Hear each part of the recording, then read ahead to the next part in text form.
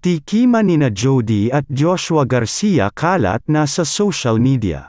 Sabay na inilabas ng GMA7, ABS-CBN, Dreamscape Entertainment, I Want TFC at Viu sa kanilang mga social media accounts kahapon ang first teaser ng Unbreak My Heart. Short teaser lang yun, pero ipinakita na may kissing scene sina Jody Santamaria at Joshua Garcia. May relasyon ang dalawa rito at may destiny pa nga ang turing ni Joshua kay Jody. Makikilala ni Joshua si Gabby Garcia, magkakagustuhan at may kissing scene rin sa pagitan ng dalawa kung saan ay nakita nga ito ni Jody. May eksena pa na topless si Joshua habang natutulog si Gabby. Sa eksena naman ni Richard Yap, ipadudukot niya si Jody at hindi ipinakita ang dahilan kung bakit at malalaman lang yun kapag umere na ang Unbreak My Heart this year sa GMA7. Streaming din ito sa 15 territories. Sina Manny Palo at Dolly Dulu ang director ng series na may mga eksenang kinunan sa Switzerland at Italy. Samantala, todo takip daw sa malaking tiyan, Casey pinagpipiestahang Bonstis na sa Foreigner BF.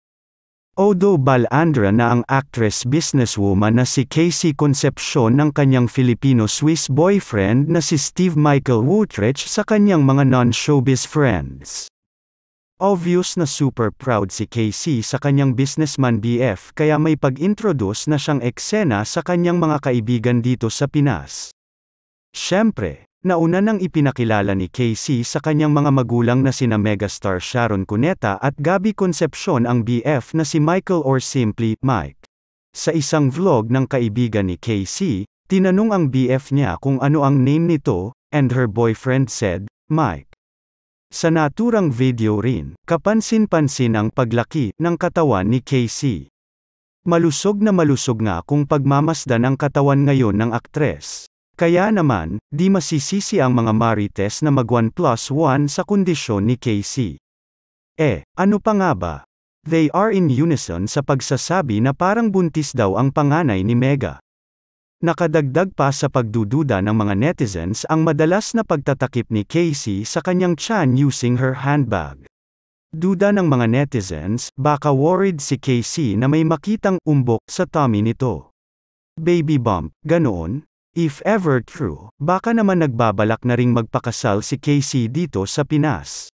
Napansin din kasi ng mga netizens sa vlog ng friend ni Casey na nandoon ang very prominent, ninong, sa mga kasalang celebrities, si former Ilocos Governor Chavit Singson. Beke naman kunin din nina Casey at Mike si Chavit as one of the principal sponsors sa kanilang kasal. If buntis si Casey now, for sure, Gabby is the happiest father. Imagine, pagkatapos i-reveal ng kanyang second, eldest, daughter kay Grace Ibuna na si Gary Concepcion, heto't mukhang sumabay din ang kanyang pinaka-eldest daughter.